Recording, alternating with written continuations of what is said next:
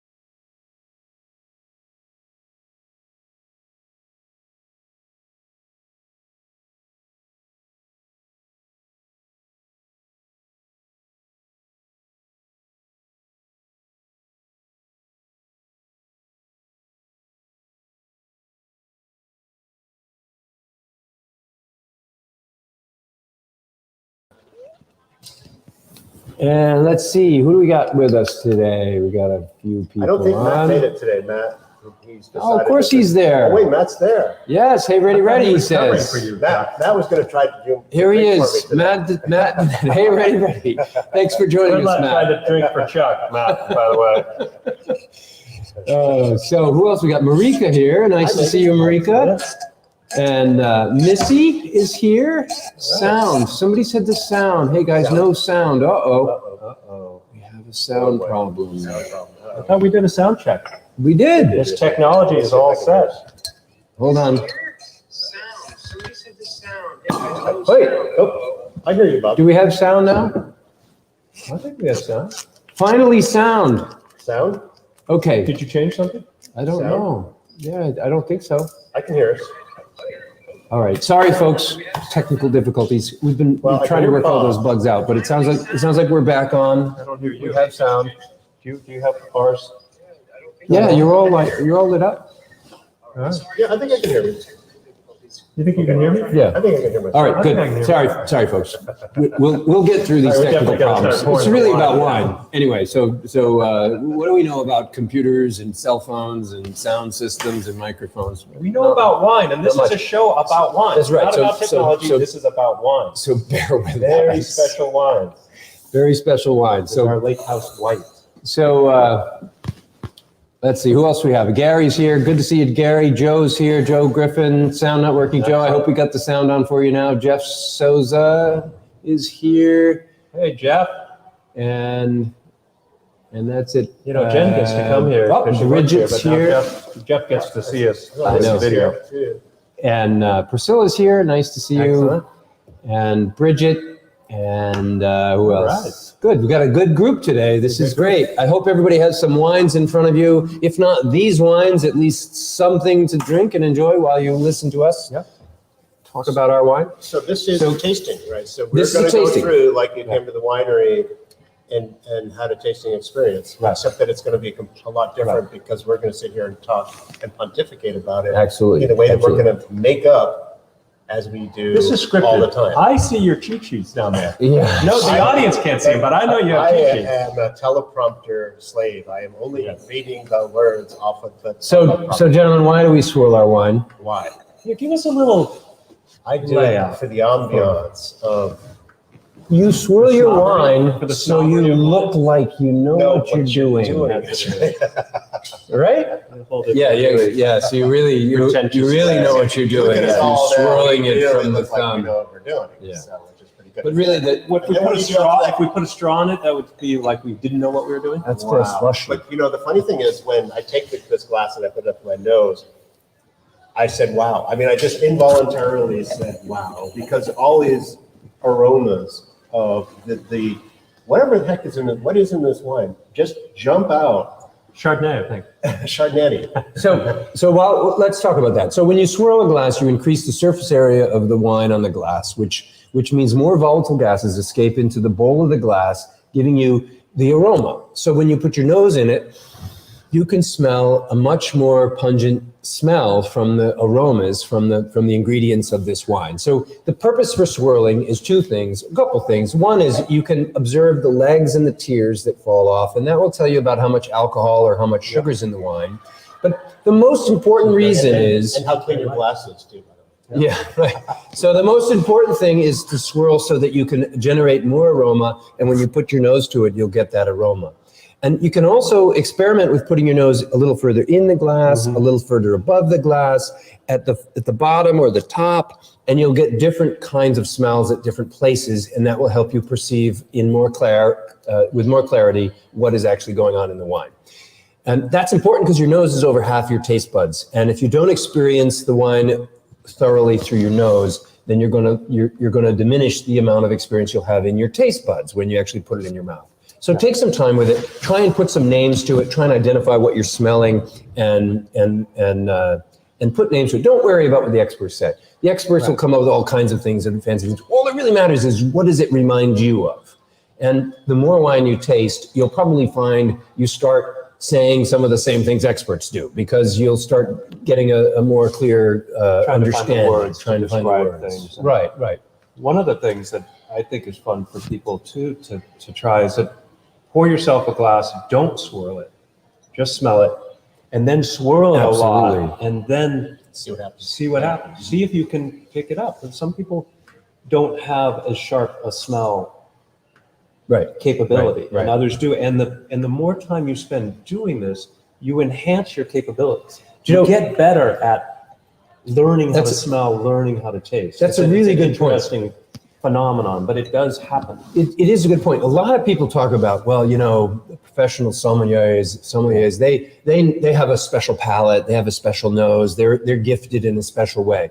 And really, personally, I think that's a bunch of bunk. I think that people who get exceptionally good at this from practicing it a lot. They put their It's the 10,000 10,000 hours. If you drink enough wine and you smell enough wine and you study the subject enough, you will get better at it. And the best example of that for me is me. I wasn't that good at this when we opened the winery. I didn't understand this well enough. But I've been drinking and smelling and exploring wines now for many, many years, and I am definitely better at it. And it's not because I have an exceptional palate, it's just because I've practiced it. So don't worry about what the professionals think, or don't worry about whether you have one of those gifted palates. It doesn't matter. Just worry about what your experience is and whether you like the wine or don't like the wine, quite frankly. So after you swirl the wine, you want to take a sip, but don't swallow it. Let the wine spend some time in your mouth. Chew it. Let it slosh around, kind of like mouthwash in the morning. You wash the whole mouth out with it. You want to expose all of your taste buds, the back of your throat, your gums, the top of your mouth. You want to really get that wine around your mouth, because you'll understand mouthfeel. You'll understand the flavor in the front of your mouth and the back of your mouth, and you'll start getting some of those aromas through the backside of your nose in that experience. So chew it around, then swallow it. And the last thing you want to do is take a breath in after you swallow the wine and exhale through your nose. And you'll expose the backside of your nose to the aromas of the wine, and you'll get different smells that you didn't get on the front side. And if you're doing that for the first time, you may not notice a difference. It's subtle, but if you do it enough practice, all of a sudden you notice there's a difference between the front and the back of your nose. So it's worth taking the time to go through those things, because we're trying to learn about the wine, we're trying to understand the wine, and we're trying to perceive whether we like it or not. And these are the tools that we have to help us understand that, right? Yeah. I agree. Yeah, absolutely. That's a great explanation, Bob. And I learn something every time I listen to you say it, because it's so apt and true. And what I like about it from an experiential perspective is that all of this forces you to eliminate all the rest of the stuff going on in the back of your mind and actually pay attention in the present moment to this one thing. All the noise, all the stuff you've been through. That's a great point. And it's almost, say, as a hobby, it's almost like a meditation, right? So you're just focused on one thing. You need to be mindful of what you're doing. And what you notice in this is that there's a whole lot going on in this wine. There's rich flavors, there's texture, mouthfeel. And if you're, off like a shopping cart wheel going crazy down the aisle, you're just going to miss it all. And this particular wine, we haven't talked about what it's made of or what it's like, but it needs you to pay attention to it. And I'm glad we served this one at the beginning of the tasting, and that's all for a reason as well, because it has these delicate but powerful flavors. But you got to have a fairly fresh palate. attention. Yeah, some wines are more contemplative in nature, more complex. Other wines are a little easier drinking type of thing. There's less to captivate you or pull you in, and it's again, I'm going to go back to my music analogy. It's like a simple 4-beat song or a full orchestra playing some symphony, Or a jazz gig, which isn't on 4 beats at all. jazz gig all over the place, or whatever it is. So there's like music. There's lots of different. There's music that you can listen to in the background, and there's other music that really demands your attention to focus and to think about it. And when you do focus in and go on that ride, on those particular music pieces or wines, you get a much richer adventure, a much more enjoyable. On that note, tell us what we're doing. Describe a little bit about what it is, how we made it. Give us some background on this one. So this is our Lake House White. We've been crafting this now, I believe 2013 was the first vintage of Lake House White. It lived on before that as separate experiments. We had one called White Face. I still have some of those, by the way. You do? I think that was 2012. Yep. And that was, I think, just a quince and peach. This is 4 key ingredients: peaches, rhubarb, rose hips, which are the leftover fruit after the rose petals fall away, and then a kind of in between an apple and a pear. It's a fruit called a quince. And a quince is very tangy, very bright, very aromatic. And so those 4 ingredients are crafted together into wine. And it's really to, again, focus on what grows really well here. The rose hips grow wild all over the place. Rhubarb is in most people's backyards. You know, you got a clump of it, you can mow it down and it pops back up the next year. It grows really well here. Peaches, if you haven't had New Hampshire peaches, you don't know what you're missing. It's unbelievable. They're amazing. Fantastic. I never was a You know- peach fan till that day we went down and picked peaches it's down in Autumn Pittsfield. Farm. Yeah. Oh my Oswald's. God. I Yeah. couldn't stop eating Yeah, peaches. peaches were just fantastic. And then these rose hips are just a wonderful aromatic and tangy fruit. So it's the blend of all those. And So rose hips, don't leave that yet. So Okay. every year, I love this, and I hate it when I don't get to participate because I don't always get to go. But you guys go, you and some group of people go Usually down Chuck, to the seacoast. Yep. And spend the afternoon or the morning. you go early in the morning. Early in the actually. morning, It yeah. gets, it gets Just too really hot. hot. So rose Picking hips, rose hips on the seacoast. Rosa rugosa rose hips grow wild all over the place. And they like challenging environments, like sandy soils and hot soils and salty soils. People will plant them in their front yards for the snow plows and the salt that's put on the roads. They're the only sort of plant that can grow. And they look beautiful and they smell nice. Beautiful flower. And they have this beautiful fruit that comes out after the petals. Which go most away. people don't really care much about because they're looking for the rose. They're looking for the rose first, but then the rose hip is almost looks like a cherry tomato, a fat cherry tomato Yep. in size. And it's almost tomato-like. It has a pithy sort of fruit packed around a whole bunch of white seeds. Yeah, it's like a dried tomato. It's kind of like a dried tomato or Yeah, tomato yeah. paste. Yeah. And I remember the first time I made a batch of straight rose hip. You helped me down in my basement. It was in a blue tub. Oh, God. And we Yeah. pulled the lid off, and you're like, Ah. "Oh, what is this?" All these white seeds were just floating all over the place. And Chuck is like, "This can't possibly ever be good, Ken." But it's fine. Actually, it's It works really, out really great. good. I did a rose hip mead. Yeah. I've done straight rose hip wines. It's really a fantastic fruit. And if anybody knows anybody living out by the seacoast, We could use more rose hips. infomercial. We need people to help pick. I can never get enough rose hips. I would love to work more with the rose hips, but we go down. We went twice this last year. Because Two separate days. They come right on a cycle. Yeah. Right. So you got to go multiple times. Yeah. So we just picked the ripest ones at the time that we're there. All right. So before our podcast before picking season, we'll put out the word to let everybody know. It's middle of August. Right. We'll let Tenth- a couple tenth weeks from or now. so. We'll make an announcement and we'll set some dates and we'll see if we can get some people. out Emily there. works at the seacoast. Join So does Doug Seigan. So those Yeah. are my two that I reach out to. Great. How are the rose hips looking? So anybody out there who wants to go picking with us, we'd love, and hopefully I can make it this year. So here's another thing that's very important to talk about. The profile of this wine. Most people, when they think you mentioned peaches, you mentioned quince and rose hips, you think, okay, this is going to be a sweet wine. Peaches are a sweet fruit. And most people don't realize that Cabernet Sauvignon grapes are even sweeter than peaches and strawberries. Yeah. All Oh, yeah. out. They're Oh, yeah. super sticky sweet. Yeah. Where's all that sugar go? It goes into alcohol through the fermentation. And this wine is fermented dry. All of the sugars are converted into alcohol, and it's not back sweetened.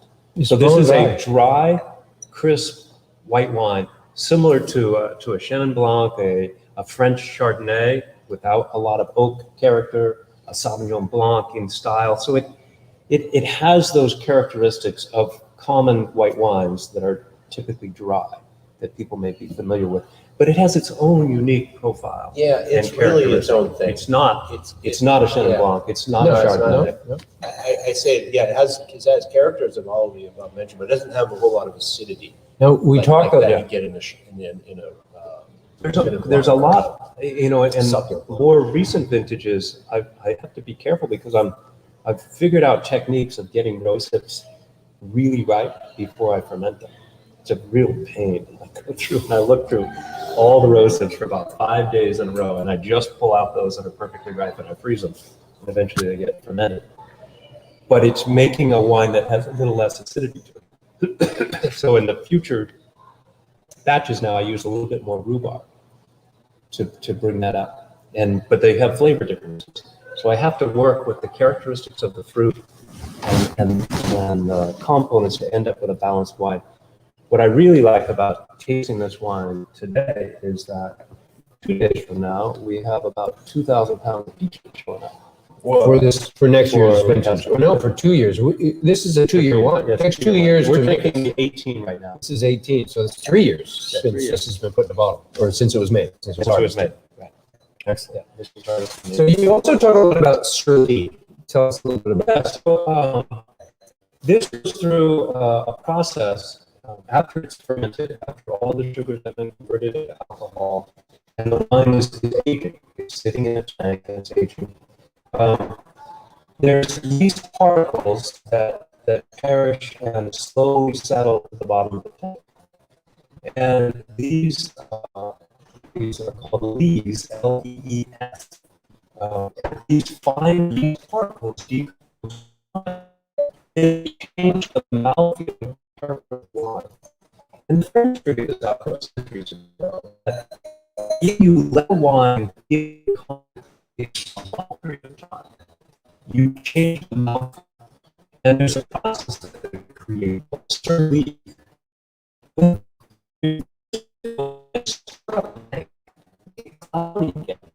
let those components meld with the wine.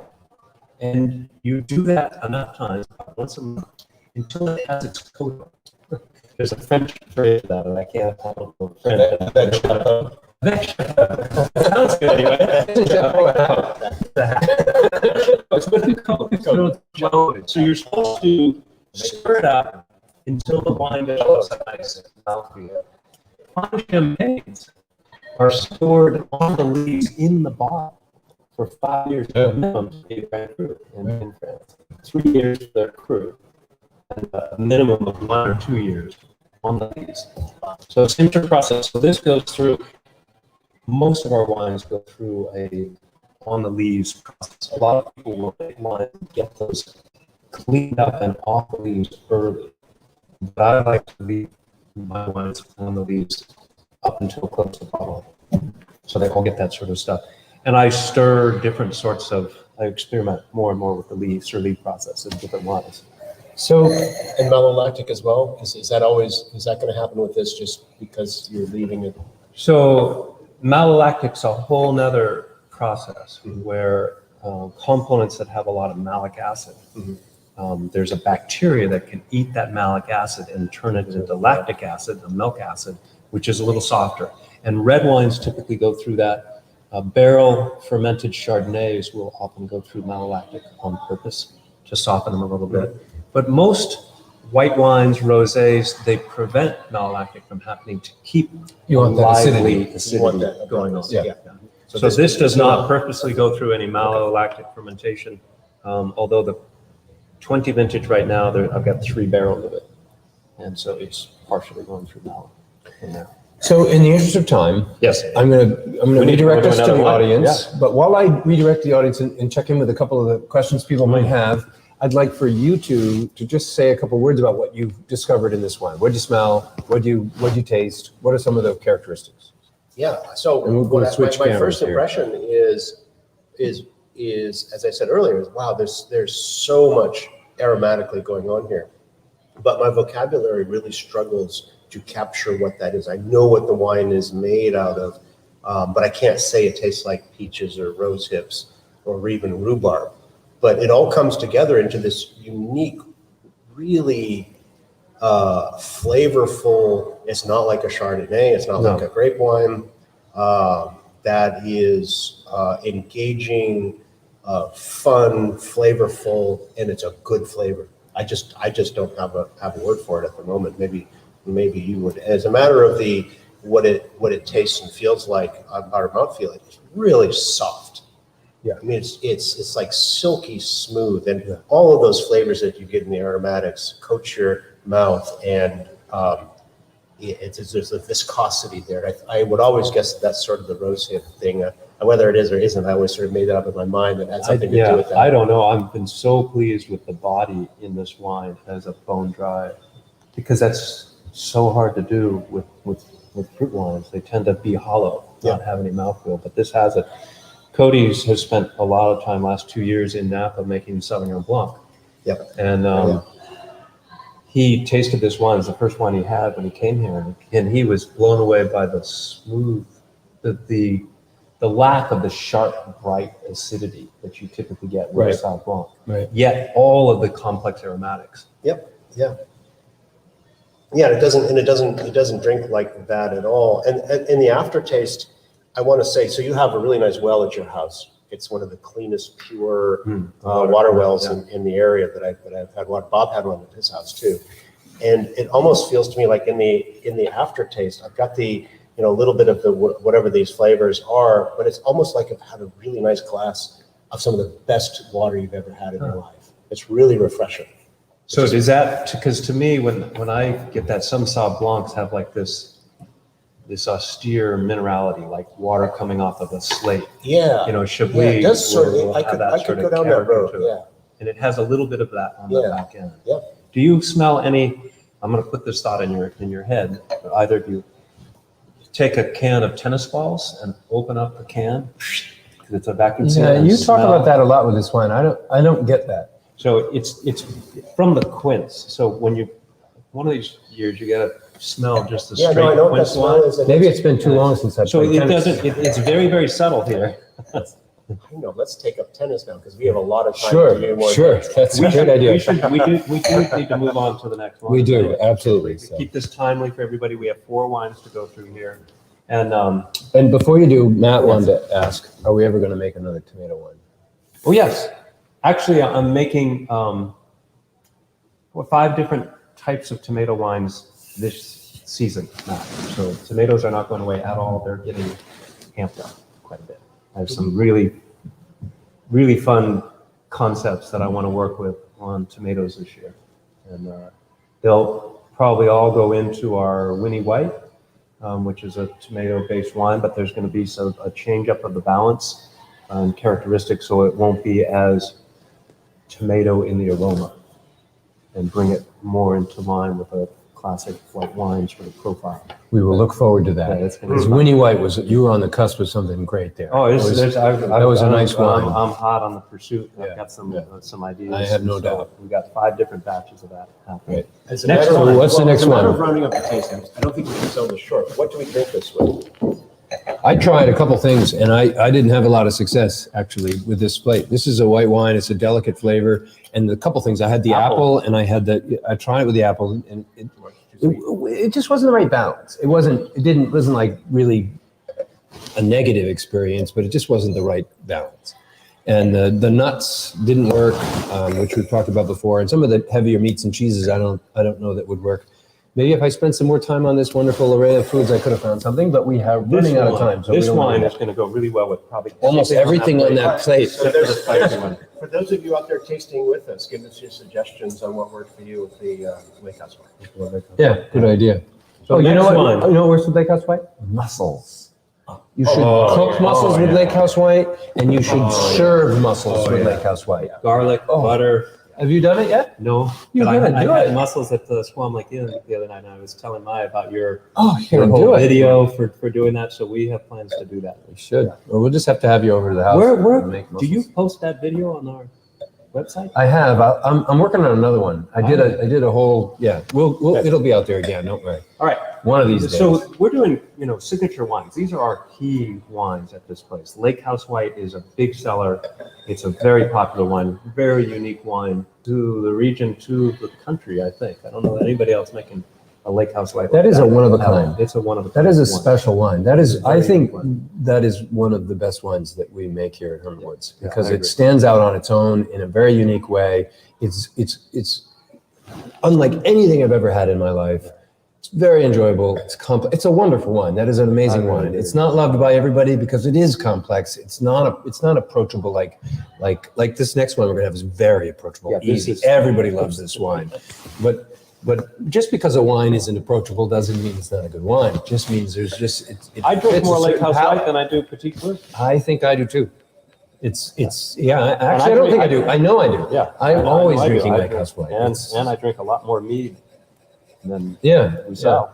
But that again, that doesn't take That's anything away right. from this wine. This No, is not at all. one of the easiest drinking, most approachable wines that we have. I love the It's just simply delicious. It's delicious by itself. It's delicious with with food. It's got so much range. You can drink it a little cooler. You could drink it a little warmer. It's just a really approachable, easygoing. How would we say for our friend in California?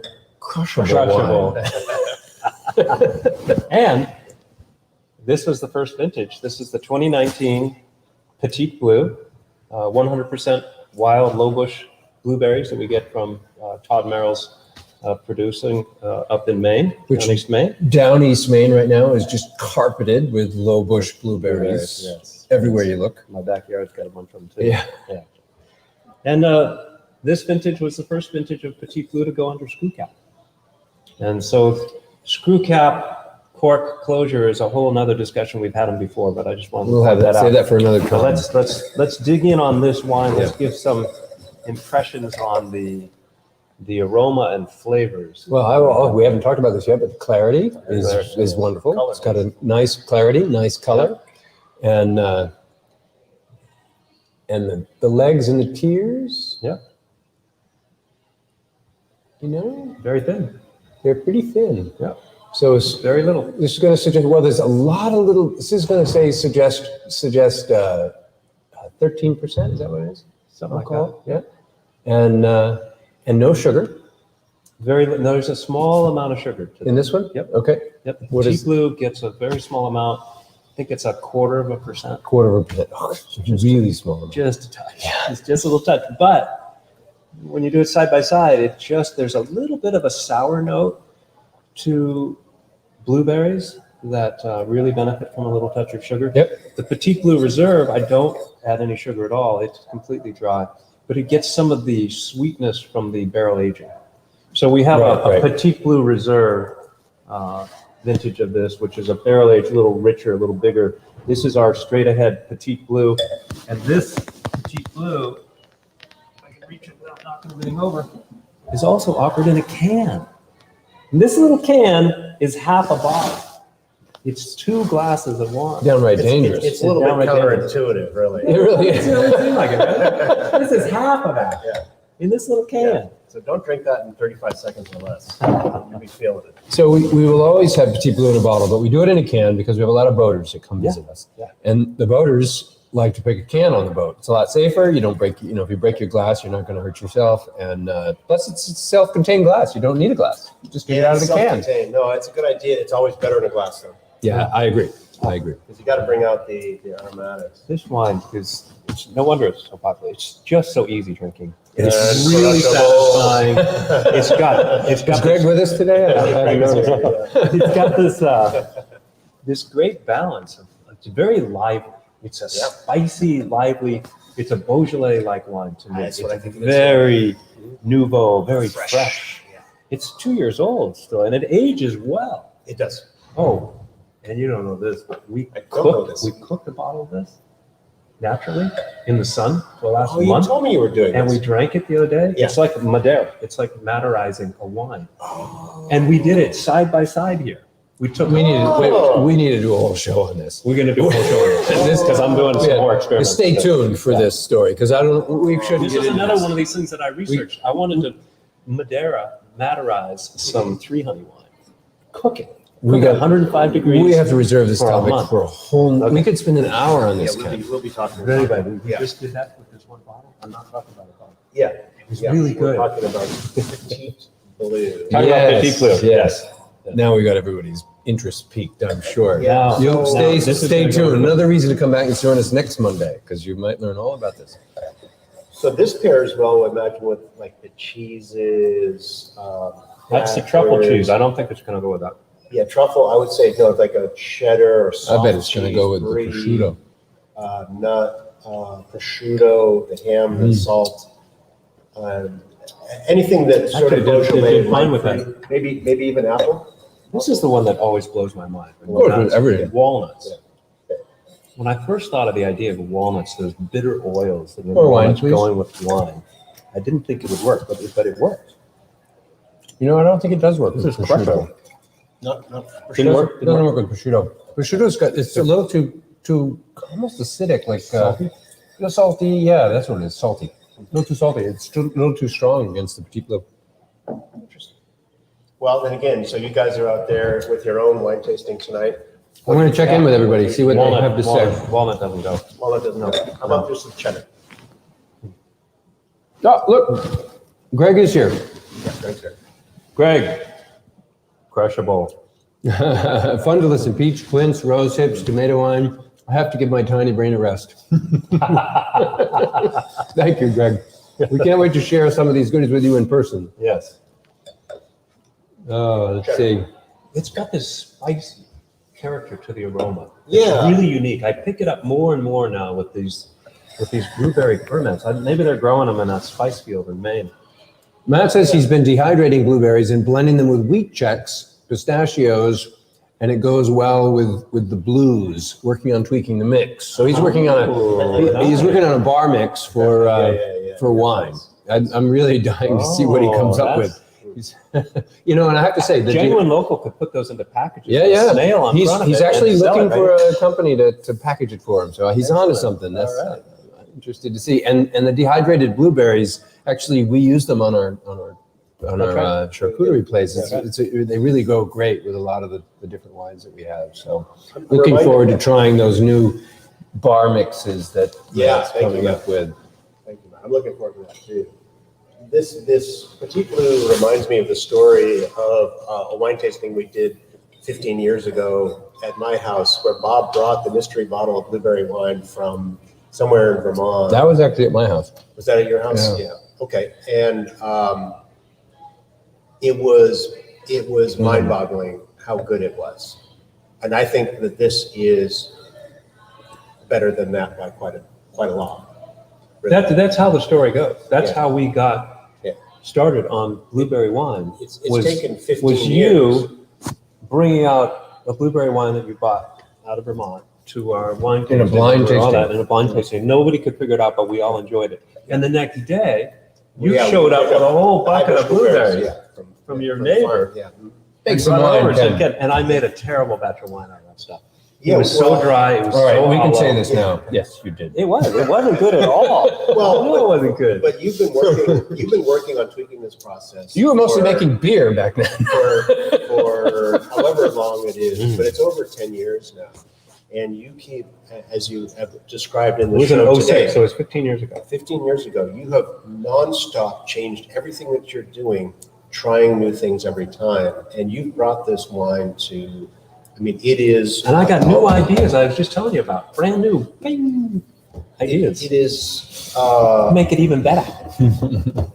It is, I would put it up with any wine made from grapes side by side, and it gives you that wine experience that we were all after. That was always the sort of the holy grail of this wine process, was to try to make local fruit come out something like that. And this is at the lowest impact of the blueberry wines that you make. It's not blended with anything else. It's mostly stainless steel. It's sort of a little bit of oak. And it's just delicious. It's such a success. I'm really just so happy. proud that we're sitting here oohing over this wine, not because you made it, because it's really good. It's really, It's really good, and what's really truly amazing, and you touched on this, Chuck, but it's better every year, because you're paving a new path. You're doing things in the cellar that nobody else has done before, and nobody else knows what they will mean, what those things that you're doing will mean, until you actually do them and experiment with them. And that's, as a scientist, you approach everything you do with that same sort of idea that, what if we did this? What if we did that? And you don't just go and haphazardly do it. You scientifically add a variable, add another variable in pieces, in parts, track the data. a little at a time. You track the data and you follow those changes. And each year you apply what you learn to the new wines, and the new wines get better and better and better. And just when I think we go, wow, this is the best Petit Blue we've ever made, and then you come up, oh, if you try it, 2020. Wait till you're 20. Well, that was not me. That was really Mother Nature. Every year too is the vintage of the fruit. Well, it starts in the vineyard, or it starts in the blueberry patch. Thank you. You know what's interesting? Swirl your glass now. Remember in the beginning there were no legs? Yeah. Look at it now. Oh, wow. How's that happen? What happened? I don't know. But I was swirling it right now, and I'm looking at these big tears dropping down. And Yeah, what happened when there? we first did it, Yeah. there was wasn't- nothing. Yeah, it really wasn't doing There was it. nothing there. That's really interesting. I don't know what that was about. What that's about either. Yeah, well, bravo. So- So as a matter of the tasting experience, is there something that we've missed? I would say food-wise, it just popped into my head. If I were roasting a salmon, I would have this. with I've had this with salmon, and it does. I It bet goes it's really fine. well with Yeah, salmon. yeah. It goes really well at goes- Thanksgiving. This With is the- your with the turkey turkey. wine. Oh, yeah. Ah, not the crab apple. No, both. Well, Some start with the crab apple. some people like a red wine Yeah. for dinner. So if you're going to have red wine on Thanksgiving, Yeah. I would recommend Most people will the go with Petit the Bleu. Pinot Noir. And this Yeah, is this- a bit like a Pinot. It's Yeah. got that lighter, fresher, more fruit forward. It's not a big, heavy Right. Bordeaux-like wine.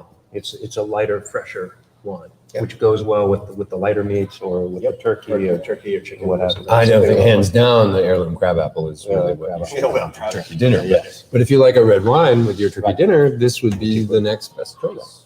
Absolutely. or we could just blend the two. Or you could just take a can out on the sailboat. All right, how are we doing on time? We have two more wines. Two more wines. All We right, here we should go. we should dig in on the next one. So we're going back to our white glass. All right, let me check in with the audience here, see Right, where we're check at. with your audience. I'll pour you your white glass. Okay, I'm going to pour a little tiny bit in, Okay, swirl it around. Matt says not with almonds. not with almonds. Now we're on. So what I'm going to do, ladies and gentlemen, here, I pour a little bit into each one of the glasses, and we swirl it around, and that's just to clean off the residual from the last one. Matt said he and Lynn have collected 21 blueberry wines from various vineyards. Oh, Wow. that's amazing. Wow. You know, Can Greg- we be invited to the wine tasting where you're going to experiment Matt, with let's the do that 21? together. You know, Greg Farley was just back east in Ithaca, and he took a blueberry wine home. He was texting me about that. Yeah. So now he's been infected with the interest of wines that are not Napa. He says you're evolving as a winemaker. Yeah. Yeah. So what do you think about his blueberry wine? He didn't say anything, he hasn't opened it yet. Oh, Let's get it home. We'll see. So, third wine today. It has become a signature. This is really a This- popular wine. Not only for the liquid itself, what it brings to the glass, to the experience, but also the packaging. This is one of my favorite packaging. Yeah, that wines watercolor that we is- do. is- It's a beautiful Yeah, format. bottle. Stephen Hodecker is an artist in the region here and did a watercolor of Lake Winnipesaukee.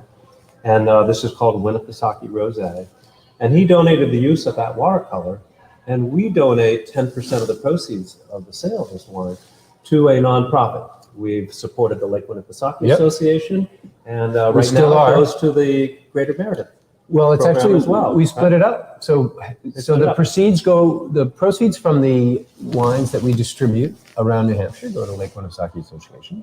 And the proceeds from the wines we sell here in the winery go to the Greater Meredith program. How about that? Yeah. Yeah. So we're supporting two great organizations. Yep. The Winnipesaukee Association takes care of our watershed. They're concerned about making sure that the water that we have here in Lake Winnipesaukee and the surrounding lakes is clean. And that's important to us for a number of reasons. One, we use that water in the making of our wine. There's some of that water in And- Petit Bleu. actually. Exactly. And also, that's the reason people come here. Because we have one of the most beautiful lakes in New England. That's where they have their boats. Yeah, Their exactly. Petit Bleu in the can. And the Greater Meredith program is made up of, it's an organization in Meredith made up of about 30 or 40 volunteers that come together every week or every month to make Meredith a better place to live, work, and play. And they do a great job. They created the sculpture walk. They planted over 100 trees in the last 2 years around Meredith to make it a more attractive town. They do a lot of the gardening in town. There's a long list of things that the Greater Meredith program does for this town. And so we give 10% of the sale of the wines we sell here to that organization to help make Meredith better. Yeah. That's what it's all about, right? It's a partnership. We do this together. We're not in this alone. We're in this with you, our That's the way it is. audience, That's and the our way it is with customers. everything. It should be. It Unless you're a absolutely hermit. should be, unless you're a hermit. He didn't partner with anybody. And we're named after a hermit. So, you know, it's still creative. There's a couple different forms of this wine. Oh, The very first wine of this, by the way, Our original signature wine is our heirloom crab apple. It started from that tree Yes, in your front this is a great story. And back in 2015, we had a terrible season for Dolgo Drought. crab apples. We didn't get, no, it was a late frost. It killed all the buds off. Whatever it was, Yeah. we just couldn't get the apples. You know, You had a quarter, I think. coordinate with all those guys. And normally we'd make a large batch of our crab apple wine because it's so popular. Yeah. Well, we didn't have those crab apples back in 2015. And a lot of people that have had our crab apple wine will go, I'm going to pick up a bottle of that cran apple. Yeah. They all call it a cran apple. I know. And it's like, it's I a don't know crab what it apple. is, but it is. So people think of cran apple because it's a common blend. People make blends of cranberries and apple. They go together really well. It's like strawberries and rhubarb. So the idea came to us that let's work with cranberries and apples to see if we can make a surrogate of something that's somewhat similar to the crab apple with its own distinctive characteristics. And we didn't have time to work up a lot of recipes and figure that out. I had to jump right in. I had to jump right in and make a big batch of this from You made scratch. 500 gallons of this. 500 gallons. Right out of the Right gate. out of the gate. Never done it before. Yeah, it worked out great. It worked out great. fine. It's one of the best wines you've made. So Right out of the it's gate. really become a really great expressive wine, and we do it in 3 different formats now. So this is our original standard Winnipesaukee Rosé. Still one. Still one. Yep. Still as in no bubbles, not effervescent. This is a sparkling version of this wine, and it has a similar but different painting. So you know, this is a story. It's a little sad, that story, but it's It is. it's a worthy story to tell. But this is a commemorative to It's that. commemorative. Stephen Hodecker did the first label for us, and as part of the release of that wine, we did an art gallery exhibition, and Stephen Hodecker shared half the exhibition of his work and the other half of his recently deceased sister, who passed away. She lost her battle with cancer. And she was also a Meredith resident and a wonderful, wonderful person, contributed greatly to the Great Meredith program and everything about Meredith. Her whole family did. Yeah, and she influenced a lot of artists too. Influenced Yeah, a lot of artists. Yeah. Yes. She was- Christine Hodecker. So Chuck actually purchased one of the last paintings that Christine painted. Which is And this. It was that painting. This And Strawberry Moon. Stephen and Christine's mother gave us permission to put that on our label to commemorate her. And on the back of the label, we speak about her. Right. She was a wonderful person, and the town of Meredith and all of her friends and family, I'm sure, miss her greatly. But she lives on in her story and in her memories. Yeah, And so just a delightful wine. The sparkling version of this is everything that's great about the still version, kind of doubled. Yeah. All the flavors come out. I love that sparkle. The I just mouthfeel is love it. tingly. The cranberry just Yeah. sticks out. And Now, the do apple. you guys always prefer a bubbly wine over still wine? Because I don't. There are times when No. I will prefer the still product over the sparkling. Oh, clearly there are times. I agree with you. Clearly there are times I prefer the still. I mean, a lot of people just I want really bubbles. enjoy They like bubbles. I really enjoy Yeah. bubbles. And there's a place and a time for bubbles. Yeah. But I find still wines to be more contemplative. Me too. I find Me too. I can spend more time with a still wine. I can spend more time on the nose. I can spend more time sipping it and appreciating it. With bubbly, Well, you take. I appreciate different things you about take the it. nose away. I mean, a champagne Yeah. flute is this little tiny thing. You've Yeah, got all this yeah. CO2 escaping off of it. You're missing. It's all about that it's all the flavor. It's a part. different experience. That's what it is. The still wine is You can engage with it it's the much more. aromatic component. Yeah. It's So not the tell us bubbly how you make this. Hold on, I got one more thing to One more talk thing. about. Oh, yeah. All right. One more version of this wine. This label is a This bit is different. pretty wild. Tell us about this label. So Bob. we met this wonderful person, Deb Lucky. She's a children's book artist. She's written a book series called The Lunch Witch. There's 3 books in the series, which, by the way, is being made into a live action movie. Really? Yes, there's working on it right now. So I can't even imagine what that's going to be like, but I can't wait to see it. But anyway, she did the artwork for all of our cans and all of our ciders, and I love Deb Lucky. She's great. She does amazing work. Look her up. You should check her out, her story out. But she did this label, And it's the fish. It's the fish in Lake Quatapasaki. What else would you put on the Nagasaki Rosé can that you're going to have on your boat? This is a half bottle of the sparkling rosé. Yep. Perfect Oh, for yeah. the boat. Oh. And what is it, possibly, gentlemen? Could it be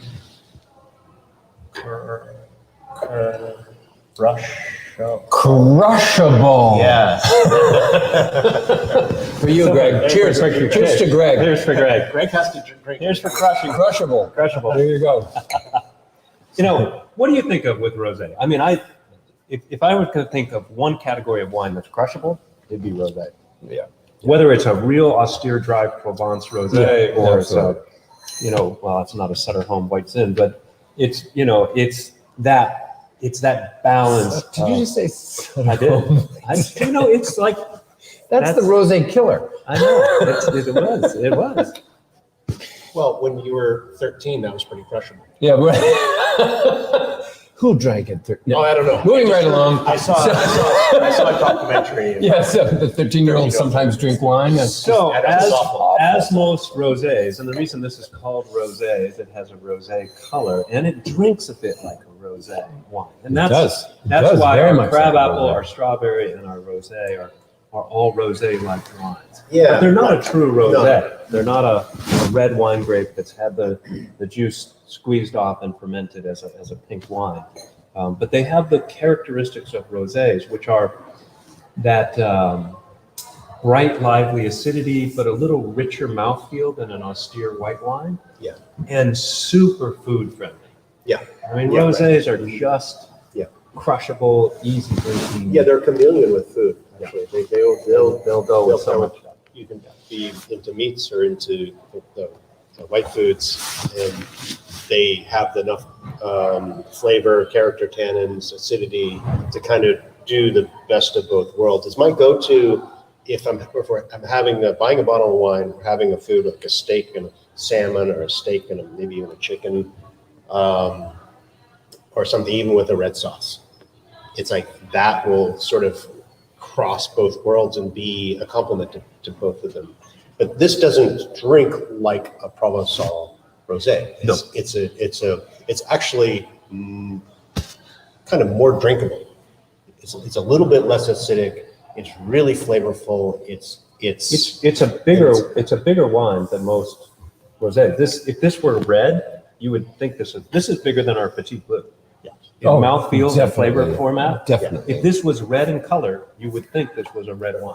I would argue. It has those characteristics. of red So wine. it's because it's fermented as whole fruit. Again, there's a whole bunch of Kingston black apples that go into this. So you put Has Kingston whole fruit into. Yeah, this is not made like a regular wine. And this is actually quite Don't complicated you to make this Don't stuff. you anything normal?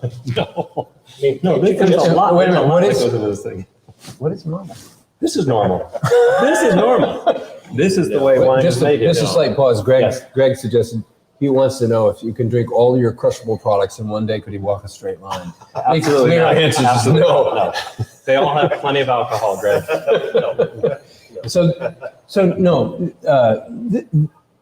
This is one of the ones where I really love the story of how you make it, because we talk about all the different characteristics of the fruit. We talk about the different ways in which people make cranberry wine or apple wine around the world.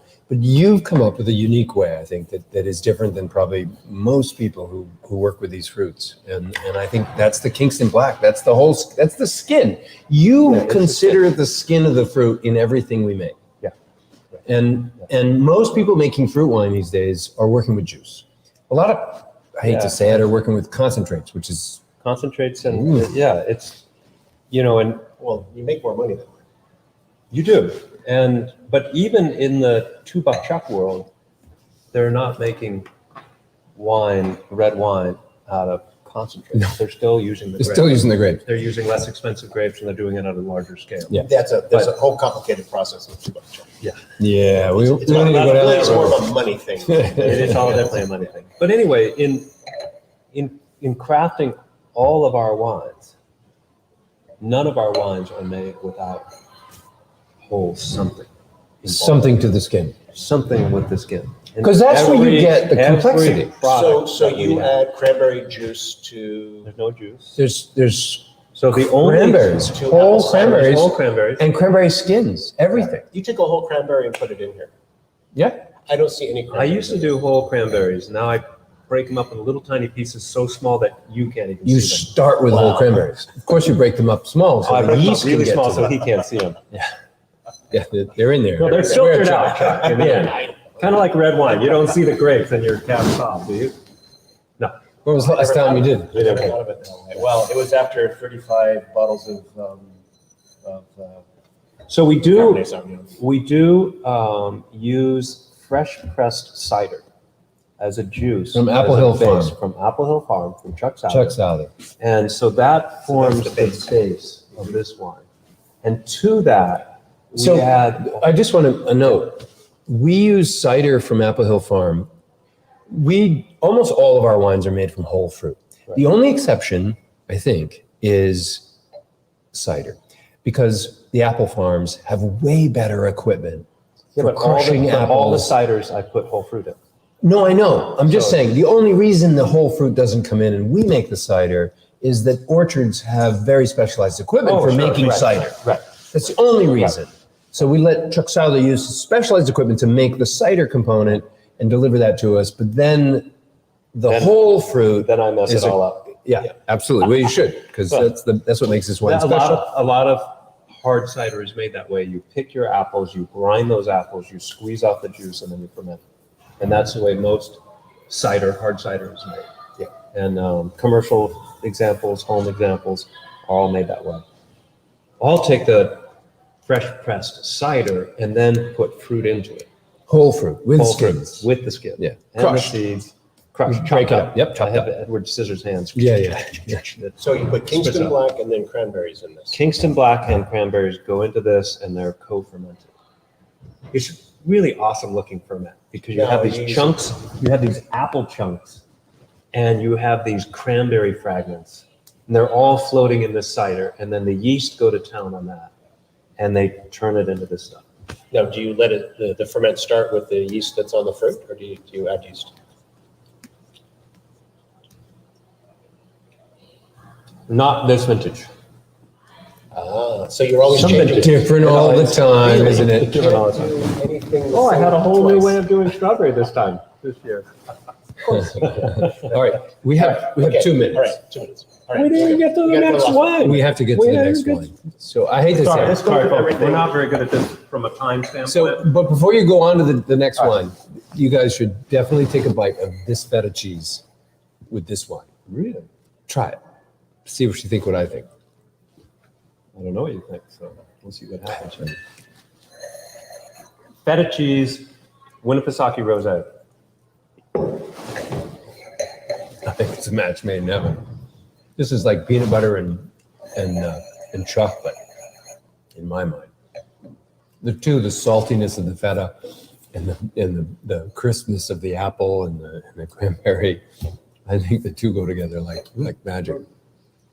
Yep. You got feta cheese in my cranberry wine. All right, now we're moving on.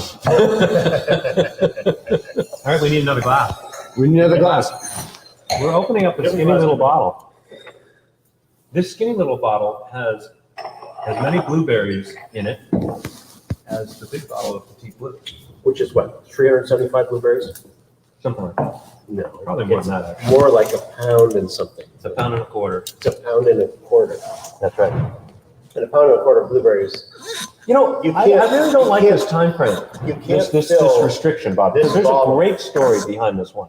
I know. You can't And fill this. Bear with bottle. us, folks. We're going to be a little late on this episode. We're going to be probably. If you put a pound of blueberries in this bottle, would they fit? He tried No, I tried They don't it. You can't put a pound of blueberries. You have to ferment them first. Yeah. So we got 2 bottles of deep blue here. What tell us about that before we take. Well, let me tell you the story. Let me just back up for All a right. little bit. We're going to hear the story of deep Let me hear blue. the We story. should hear the story. Because this because I all love goes this back to story. apples. We could all be in jail right now. Well, we could be in jail for a lot of reasons, but we're not. Yeah. So that's a good thing. We'll use our time from behind bars. I'll get the chocolate ready because we're going to need Get the chocolate for this one. ready. So back when Good choice of chocolate. 2010 or so, minds exploding on all sorts of different things that we can make alcohol out of. That grow right around here. Blueberries. Because we of spend a course, lot are of one time them. thinking about that. What can we make alcohol out of? We do spend a lot of time thinking about that. And one of the things I got really excited about was apples.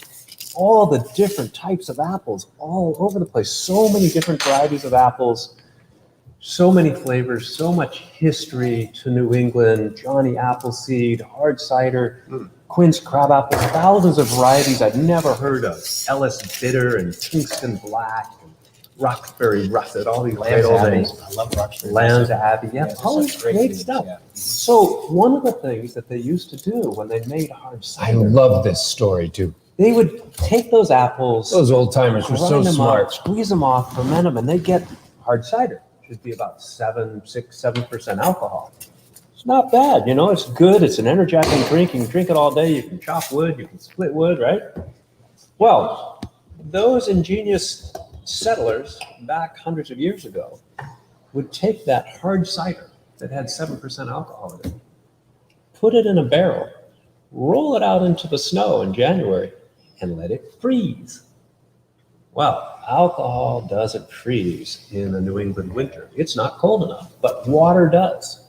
So all the water in that hard cider would turn to ice, a big layer of ice on the What does that inside leave of the behind? barrel. And what that left behind were all those complex, large flavor molecules, all the apple flavors, and all the ethanol. So it would take that 7% and jack it up to 20 or 30% alcohol. They called it apple jack or jacked cider. Or TTB calls it something else, but we'll get to Yeah, that. we'll get to that. So I got so excited about this. I'm like, guys, you should read about this technique. You can jack the alcohol way up on a wine if you freeze it. So I grabbed, we had a carboy, a 5-gallon jug of Petit Bleu. This is when we were making it in your Put it out basement. in my basement. I remember And I that. put it in a clean plastic bucket and we put it outside in January. And it was cold. There was, you know, single-digit nights Yeah. for a couple of weeks. We're starting at 12 or 13% alcohol, so it was a harder push than we were doing here. We were upping what they were doing with the hard cider. Right. Yeah, way upping. So it took about 2 weeks, and it formed all these sheets of like ice, big icicles in the liquid. So I got a sterile strainer and another bucket and shattered that all and strained off this thick, intense, high alcohol, blueberry jacked wine. Mm-hmm. And we called it Deep Blue. And it's this magical stuff. It's magical. And it's taking the water that's in the wine and removing it by freezing so you get the concentrated flavors and alcohol. Well, Of course, we promptly submitted that recipe to the team. well, that's just it. We love the way it came out. So we said, oh, good, we're going to be making this wine and selling this wine. People have got to try this stuff. And so I submitted it to the TTB and I referenced the approved formula for Petit Bleu. I said, you know, I'm just freezing this stuff and turning it into this. So please give me the permission to do that. And the TTB wrote back that you can't do that. You have a license to create alcohol through fermentation. What you're doing is cryogenically distilling and creating a higher alcoholic beverage.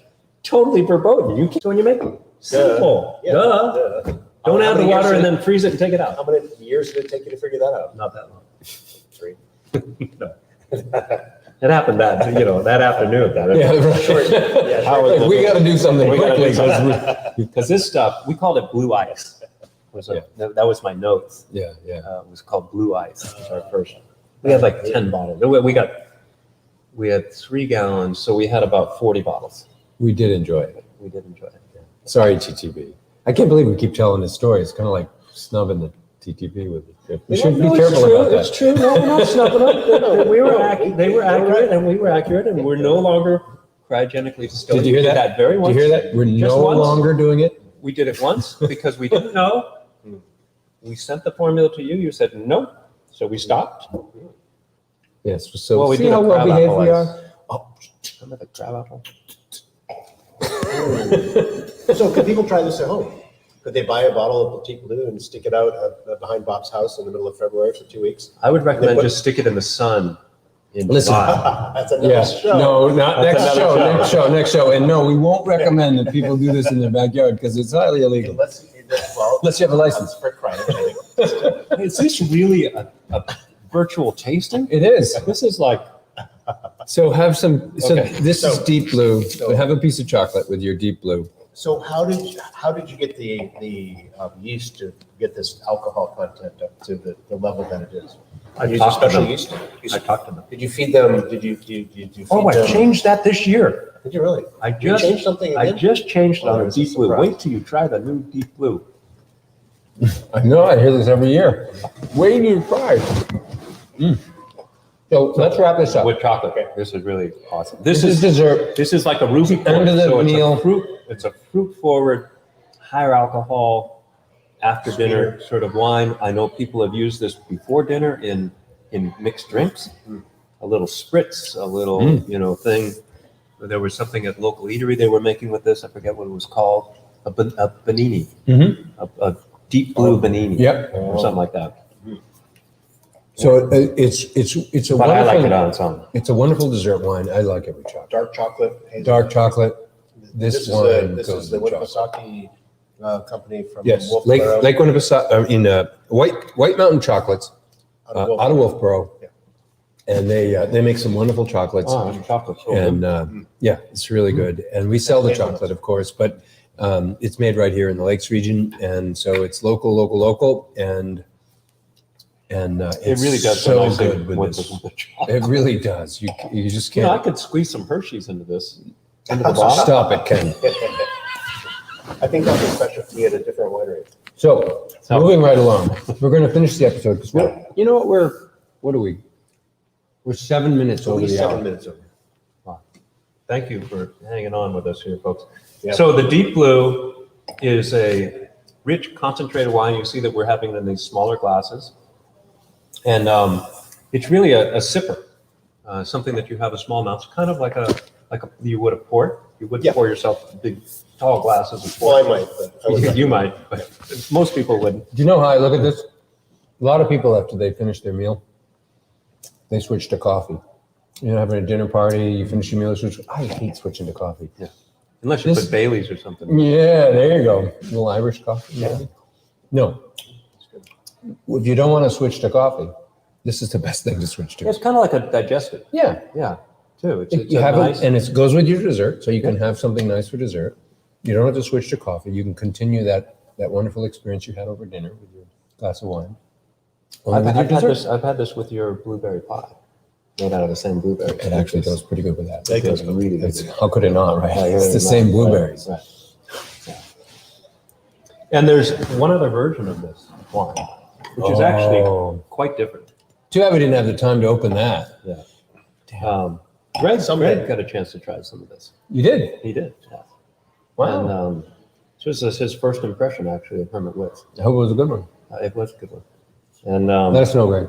it was quite, it's quite complex. This is a similar wine to the deep blue, but it's aged in a barrel, and the barrel is not topped off thanks to chucks inside. All of these wines have stories. They're endless. There is a stories story behind literally in single every wine. bottle. You know, I've heard that said somewhere.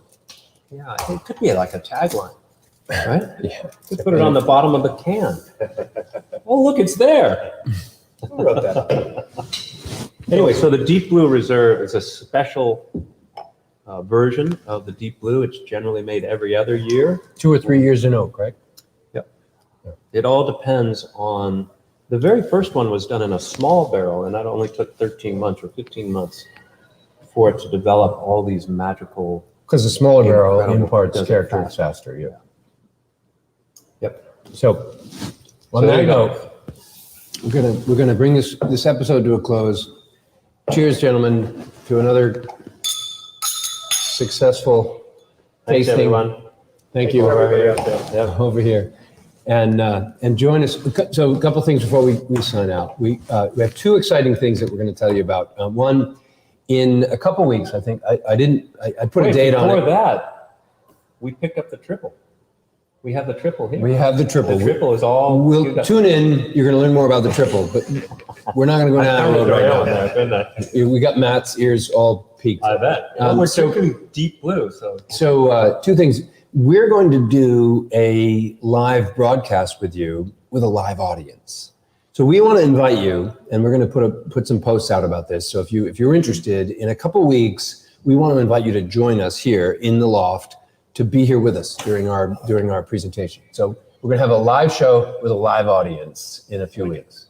Are we going to do it at midnight? Is this like a Johnny Carson thing? Or? No, we're going to do it at 5:30. So Let's do it at stay midnight. tuned. You're going to learn more about that. If you want to join us for a live audience, as our live audience for our first live show, That's going to be stay great. tuned. Yeah, it's going to be great. So, and the other thing I want to tell you about is we're doing a specialty tasting experience called the Loft Wine Tasting Experience every Saturday at noon. You can go on our website on the events calendar, and you can learn all about when those events are happening every Saturday at noon, and you can get tickets. We're using Eventbrite to sell tickets in advance to that event.